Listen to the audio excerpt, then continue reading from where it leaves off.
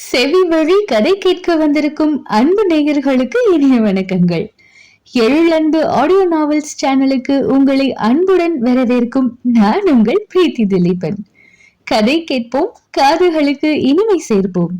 இந்த audio novels உங்களுக்கு பிடித்திருந்தால் லைக் பண்ணுங்க. உங்கள் கருத்துக்களை கீழே கமெண்ட்ஸ்ல சொல்லுங்க. உங்கள் நண்பர்களுக்கும் ஷேர் பண்ணுங்க. நம்ம சேனலில் தொடர்ந்து கதைகளை கேட்டு மகிழ சப்ஸ்கிரைப் பண்ணுங்க. கூடவே நோட்டிபிகேஷன்ஸ் பெற பெல் பட்டனையும் தட்டி விடுங்க. இப்ப கதை கேட்கலாம் வாங்க. எழுத்தாளர் எழிலன்பு அவர்களின் ஓதும் காதல் கீதம், அத்தியாயம் 19. ஏண்டி நர்ஸ் அப்படி சொன்ன? ஒரு நிமிஷம் எப்படி பதறி போனேன்னு தெரியுமா என்று இப்போதும் ஆதங்கத்துடன் கேட்டான் பருதிவேந்தன். அதான் நானே பார்த்தேனே, உங்க முகம் வெளுத்து போச்சே என்று நக்கலாக பார்த்தாள். இன்னும் கூட என் ஹார்ட் எவ்வளவு வேகமா துடிக்குது பாரு என்று மனைவியின் கையை இழுத்து நெஞ்சில் வைத்து கொண்டான். அவன் சொன்னது பொய்யில்லை என்று தன் கையில் உணர்ந்த அதிர்வில் அறிந்து கொண்டவள் கணவனை வியந்து பார்த்தாள். ஆச்சரியந்தான் என்று உதட்டை பிதுக்கினாள். என்ன ஆச்சரியம்? அவன் நெற்றியை சுருக்கி கேட்க, என்ன கல்யாணமே பண்ணிக்க மாட்டேன்னு அவ்வளவு ஆர்ப்பாட்டம் பண்ணின மனுஷன் இப்ப எனக்காக உருகிற மாதிரி நடிப்பது என்றாள் தோளை குலுக்கி. நடிக்கிறேனா என்று கடுமையுடன் கேட்டவன், என்னை பார்த்தா நடிக்கிறவன் போலவா இருக்கு உனக்கு என்று கோபமாக கேட்டான். இல்லையா பின்ன என்றவளை, அப்படியே அடிச்சனா பாரு என்று அடிக்க கையை உயர்த்தினான். அவனின் உயர்த்திய கையை சலனமே இல்லாமல் பார்த்தவள், ஏன் நிறுத்திட்டீங்க? அடிக்க வேண்டியது தானே, வார்த்தையால நீங்க அடிக்காத அடியா என்ன என்று கேட்டாள். ச்சே, ஏண்டி என்னை இப்படி சித்திரவதை பண்ற என்று கையை இறக்கியபடி இயலாமையுடன் கேட்டான். சித்திரவதையா? அதை யாரு சொல்றாங்க பாருங்க என்று சொல்லிவிட்டு அதற்கு மேல் பேசாமல் அறையை விட்டு வெளியே சென்று விட்டாள். எங்கே இன்னும் சற்று நேரம் மனைவி பிறந்த வீட்டில் இருந்தால் அங்கேயே இருந்து விடுவாளோ என்று பயந்து உடனே அவளை அழைத்து கொண்டு வீட்டிற்கு வந்து சேர்ந்து விட்டான் பருதிவேந்தன். அங்கே இருந்த சிறிது நேரத்தில் பிறந்த வீட்டினரையும் ஒரு வழியாக்கி அவனையும் பயமுறுத்தி இருந்தாள். அங்கேயே இருந்து கொள்கிறேன் என்று சொல்லி அவர்களை பயமுறுத்தி பின் அதை விளையாட்டுக்கு என்று சொல்லி சிரித்தவள் அதனுடன் நின்று விடவில்லை. அவள் சிரிக்கவும் நிம்மதி மூச்சு விட்ட நிதேஷ், கழுத, இப்படியா பயமுறுத்துவ என்று தங்கையை அதட்டினான். சிரிப்பை நிறுத்தி தீவிரமாக தமையனை பார்த்தவள், இப்ப நான் சொன்னது வேணும்னா விளையாட்டா இருக்கலாம்னா, ஆனா அன்னைக்கு நான் இருந்த மனநிலைக்கு நான் இங்க வரேன்னு சொன்னது உண்மைதான். நான் வரேன்னு சொன்னதும் நீங்க அன்னைக்கும் முதல்ல விளையாட்டாதான் நினைச்சீங்க. ஆனா அதன் பிறகு நான் உண்மையா சொல்றேன்னு தெரிந்ததும் ஓ மாப்பிள்ளைக்கு சப்போர்ட் செய்ய ஆரம்பிச்சிட்ட. ஏன் அண்ணா அப்படி செய்த என்று ஆதங்கமாக கேட்டாள். என்ன அனலிமா இப்படி சொல்ற? அன்னைக்கு நானும் என்ன காரணம்னு கேட்டேன், நீ சொல்லல. நீயும் மாப்பிள்ளைய விட்டு கொடுக்காம பேசின. அப்புறம் நான் எப்படி பேசி இருக்கணும்னு எதிர்பார்க்கிற என்று நிதேஷ் புரியாமல் கேட்டான். நீ என்ன காரணம்னு தெரிந்து கொள்ளதான் நினைச்சியே தவிர என் தங்கை காரணமில்லாமல் அப்படி சொல்ல மாட்டாள்னு நீ ஏன் அண்ணா நினைக்கல? கணவன் மனைவிக்குள் நடக்கிற எல்லாத்தையும் நான் சொல்ல முடியுமா? அப்படி சொல்ல முடியாமல் நான் வரேன்னு பிடிவாதம் பிடிச்சேன்னா அதுக்கு பின்னால என்ன காரணம் இருக்கும்னு நீ கொஞ்சம் கூட நினைக்கலையே. பிறந்த வீடு பெண்ணுங்களுக்கு எதுக்கு அண்ணா இருக்கு? 2 நாள் இலை பாரிட்டு போக மட்டுமா? இல்லைனா தன்னோட மன கஷ்டத்தை எங்கேயும் இறக்கி வைக்க முடியாத நிலையில பிறந்த வீட்டுக்கு வந்தா அவளுக்குன்னு ஒரு ஸ்பேஸ் கிடைக்கும். அந்த நேரத்துல அவளால ஏதாவது யோசிச்சு முடிவு எடுக்க முடியும்னு தான்.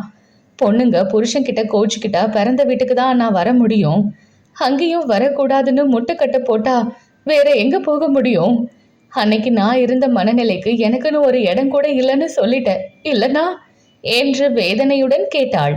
அனலிமா என்று அன்னங்காரன் தவிப்புடன் அழைக்க, என்னடி இப்படியெல்லாம் பேசிட்டு இருக்க? நீ நம்ம வீட்டுக்கு வர போறேன்னு கோபமா சொன்னதும் நாங்க என்னவோ ஏதோன்னு பயந்துட்டோம். அதனாலதான் அப்படி சொல்லிட்டோம். இனி அப்படி நடக்காது, விடு. மாப்பிள்ளையும் இங்கதான் இருக்காரு, அவர் எதுவும் நினைச்சுக்க போறாரு என்று கவலையும் பதற்றமுமாக சரண்யா சொல்ல, அந்த மாப்பிள்ளை ஆனவனுக்கு மாமியாரின் வார்த்தைகள் எல்லாம் காதிலேயே விழவில்லை. மனைவியின் வேதனையான ஆதங்கம் மட்டுமே அவனை வண்டு போல் குடைந்து கொண்டு இருந்தது. தன்னை விட்டு சென்று தனியாக ஒரு இளைப்பாறும் இடம் தேடி மனைவி அலைந்திருக்கிறாள் என்பதே கணவனாக அவனுக்கு விழுந்த அடி அல்லவா? மனைவிக்கு ஒன்று என்றால் அவளால் முடியாத பட்சத்தில் தோள் சாய அவளின் கணவன்தான் துணை நின்றிருக்க வேண்டும். ஆனால் அவள் சாய தன் தோளை கொடுக்காமல் அவளை வேறு இடம் தேடி அலைய வைத்திருக்கிறோம் என்பதே அவனை உலுக்கி எடுத்தது.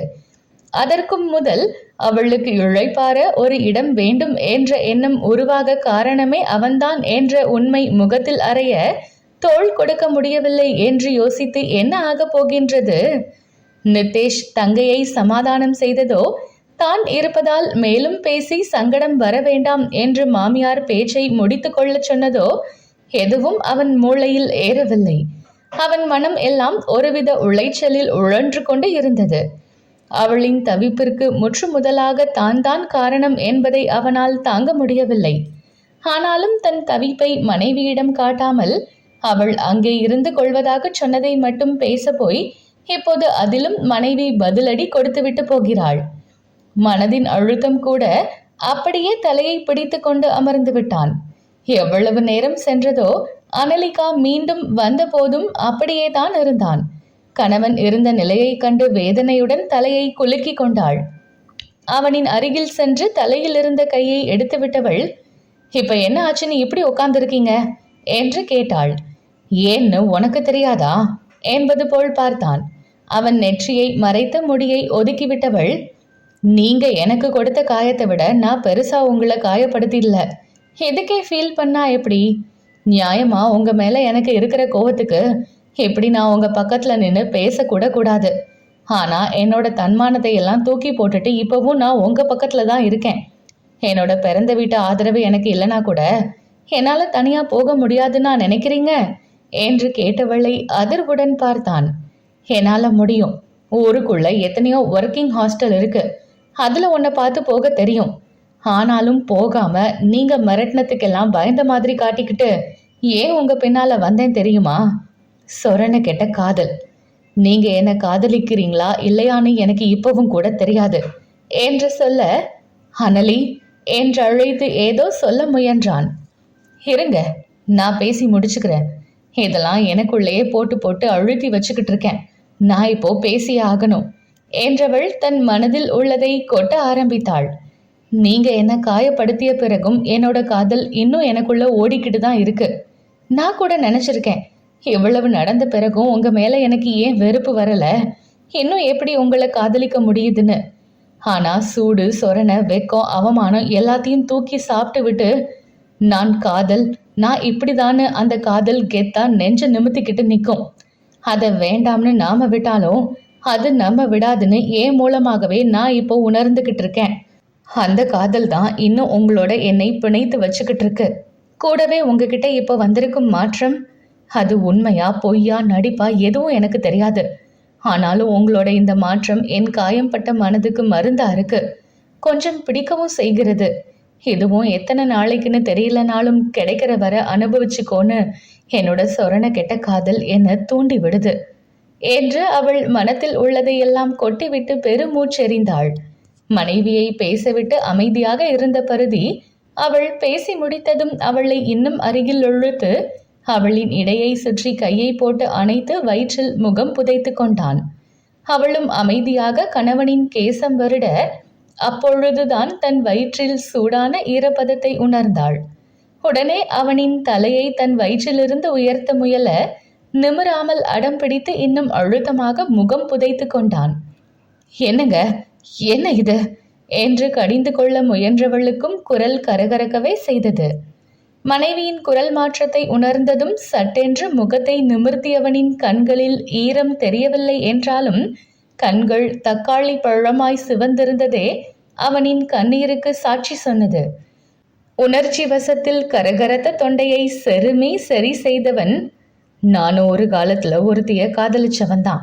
ஆனா நேகாமேல் வைத்திருந்த காதல் பின்னுக்கு போய் உன் மீதான என் காதல் தான் இப்ப என்கிட்ட இருக்குன்னு சொன்னாள், நீ நம்புவியா என்று கணவனை நம்பாமல் தான் பார்த்தாள் அனலிகா. அவளின் பார்வையை புரிந்து கொண்டவன், நீ நம்ப மாட்டேன்னு தெரியும், ஆனால் அதுதான் நிஜம். என்னோட பேச்சோ என்னோட இந்த மாற்றமோ நிச்சயமா நடிப்பில்லை. அப்படி நடிக்க வேண்டிய அவசியமும் எனக்கு இல்லை என்றான். அப்போ நேகாவை மறந்துட்டீங்கன்னு சொல்றீங்களா என்று கேட்டாள். மறந்துட்டேன்னு பொய்யெல்லாம் சொல்ல மாட்டேன். நீயே கூட ஒரு முறை சொல்லி இருக்க, முதல் காதல் எப்பவும் மறக்காதுன்னு என்று அவன் சொன்னதும் அவளின் முகத்தில் லேசான வேதனையின் சாயல் படர்ந்தது. நீ எப்பவும் என் பக்கத்தை புரிந்து கொள்வ, எப்பவும் புரிந்து கொள்வன்ற நம்பிக்கையில தான் சொல்றேன். நேகாவோட நினைப்பு என் மனசுல இப்பவும் இருக்குதான். ஆனா அதை விட அதிகமா இப்போ உன் நினைப்பு என்கிட்ட இருக்கு. அந்த நினைப்பை கொடுத்தவளே நீதான். என் நிலைமை தெரிந்தும் உன் காதலில் நீ காட்டிய உறுதிதான் என்னை அசைத்து பார்த்தது. முன்னாடியெல்லாம் நினைச்சிருக்கேன், ஒருத்தர் மேல மட்டும் வந்தால்தானே காதல், ஒருத்தி இல்லை என்றதும் இன்னொருத்தி மேல வச்சிருப்பது எப்படி காதல் ஆகும்னு. ஆனா இப்ப என்னால அப்படி நினைக்க முடியல. நேகா மேல நான் வச்சிருந்ததும் காதல் தான், ஹோ மேல நான் வச்சிருப்பதும் காதல் தான். காதலியா மனைவியா இப்ப நீ ஏன் கூட இல்லனா எனக்கு எதுவுமே இல்லை என்ற நிலையில்தான் நான் இருக்கேன். உன் காயத்துக்கு மருந்து என் காதல் தான் எனும்போது இன்னும் இன்னும் அந்த காதலை கொடுப்பேன் என்றான் தீவிரத்துடன். அமர்ந்திருந்த கணவனை நின்றபடியே ஆழ்ந்து பார்த்தாள் அனலிகா. தன் முகத்திற்கு நேராக இருந்த மனைவியின் வயிற்றில் முத்தமிட்டவன், இப்பெல்லாம் என் மனசுல ஓடுவது ஒண்ணுதான். நீ என் வாழ்க்கையில வரலனா இப்ப நான் என்ன ஆகி இருப்பேன்னு என்னால நினைச்சு கூட பார்க்க முடியல. உன்னை கல்யாணம் பண்ணிய போது எனக்குள்ள நிறைய அழுத்தம், பயம் இருந்தது. இன்னொருத்தைய காதலிச்சுட்டு உன் கூட எப்படி வாழ முடியும்னு. ஆனா என் அழுத்தத்தை எல்லாம் உன்னோட காதல் இப்போ குறைச்சிருக்கு. உன் கூட வாழ முடியும்னு எனக்கு நம்பிக்கை வந்திருக்கு. இப்போ உன் கூட சந்தோஷமா வாழ ஆசைப்படுறேன். நீ, நான், நம்ம குழந்தைங்க எல்லாம் சேர்ந்து சந்தோஷமா ஒரு வாழ்க்கையை வாழணும் என்றான் ஆத்மார்த்தமாக. கணவன் பேசுவதையெல்லாம் கேட்க அனலிகாவிற்கு நன்றாகத்தான் இருந்தது. ஆனால் அவளுக்கு அதில் முழுமையாக திருப்தி கிடைக்கவில்லை. ஆஹா என்று மகிழ்ந்து விடவும் முடியவில்லை. இப்போது அவன் தன்னுடன் வாழ ஆசைப்படுவது எல்லாம் சரிதான். ஆனால் அன்று ஒரு நாள் அவன் பேசிய பேச்சு, அவன் கொடுத்த வலி, அது அப்படியேதான் இருந்தது. அதற்கு அவன் எந்த விளக்கமும் கொடுக்கவில்லை.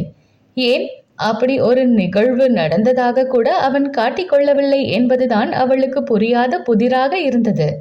அவன் அதை பற்றி பேசாமல் அவளாகவும் அவளுக்கு பேச பிடிக்கவில்லை. மனத்தை அறுத்து ரத்தம் சொட்ட வைத்துவிட்டு அந்த இரத்தத்தை துடைக்க கூட முயற்சி செய்யாமல் காயத்திற்கு மருந்து மட்டும் தடவி கொண்டு இருந்தான் அவளின் கணவன். கசியும் இரத்தத்தை நிறுத்த முயற்சித்தால் தானே காயம் ஆறும். இரத்தத்தை வெளியேற்றிவிட்டு மருந்தை மட்டும் தடவிக்கொண்டே இருந்தால் அக்காயம் எங்கன மாறும்? அது புரியவில்லையே அவனுக்கு என்றுதான் அனலிகாவின் எண்ணமாக இருந்தது. அவளின் அந்த எண்ணத்தை அவளும் வெளியே சொல்லவில்லை. கணவனும் அதை பற்றி பேச தயாராக இருக்கவில்லை. அதனால் அவர்களுக்குள் நூலிலையாய் மெல்லிய திரை விழுந்தே கிடந்தது. இன்னும் அவளின் வயிற்றை மென்மையாக வருடி கொண்டு இருந்தன பருதியின் விரல்கள். அதை விலக்க அவளும் முயற்சி செய்யவில்லை. ஏனோ பிள்ளைக்கு தகப்பனின் ஸ்பரிசம் கிடைக்க வேண்டும் என்று நினைத்தாளோ, அல்லது வேறு ஒன்றை அவனுக்கு உணர்த்த முயற்சி செய்தாளோ, ஏதோ ஒன்று. பிள்ளைக்கும் தகப்பனுக்குமான பிணைப்பிற்கு அவள் தடை விதிக்கவே இல்லை. அவன் வருடி கொண்டு இருக்கும் போதே அந்த வித்தியாசத்தை உணர்ந்த பருதி, அனலிமா என்று கத்தினான். ஏன் கத்துகிறான் என்று அவளுக்கும் புரியவே செய்தது. அவளுக்குள் அவளும் அந்த மாற்றத்தை உணர்ந்தாள்தானே. ஹே நர்ஸே, பேபி மூவ் பண்றாடி என்று ஆனந்த கூச்சலிட்டான் பருதிவேந்தன். ஆம், அவன் வருடி கொண்டிருந்த போதே பிள்ளையின் அசைவு தெரிய தகப்பன் அவன் பூரித்து போனான். இப்பவே பேபி மூவ் பண்ண ஆரம்பிச்சிருமா என்று மனைவியின் முகம் பார்த்து மலர்ந்த முகத்துடன் கேட்டான். 6 மாசம் நடக்குதுல்ல, இப்ப குழந்தையின் அசைவு தெரியும் என்றவளின் முகம் தாய்மையில் ஒளிர்ந்தது. குழந்தை அசையும் போது உனக்கு வலிக்குமா? கவலையுடன் கேட்டான். வலிக்காது, ஆனா வித்தியாசமான ஃபீல் இருக்கும். அந்த ஃபீல் தான் கர்ப்பகால சங்கடங்களையும் தாண்டி மனசுக்கு நிறைவை தரும் என்றாள் புன் சிரிப்புடன். தொட்டு உணர்ந்த எனக்கே உடம்பெல்லாம் அப்படியே சிலிர்த்து போச்சு. அப்போ ஓ ஃபீல் எப்படி இருக்கும்னு புரியுது என்றவனின் கண்கள் மின்ன மீண்டும் மீண்டும் தங்கள் பிள்ளையை கொஞ்சி மகிழ்ந்தான். மீண்டும் அசைந்து பிள்ளை தகப்பனின் கொஞ்சலை ஏற்றுக்கொள்ள தகப்பனுக்கு பூரித்து போனது. பேபி, அப்பாடா, அப்பா பேசுறது கேக்குதா? உள்ள என்ன பண்றீங்க? அப்பா தடவுறது பிடிச்சிருக்கா என்று அவன் பிள்ளையோடு பேச துவங்க அதை ரசித்தாலும் கூட அதையும் மீறி அனலிகாவின் முகத்தில் வேதனையின் சாயல் படிந்து படர்ந்தது.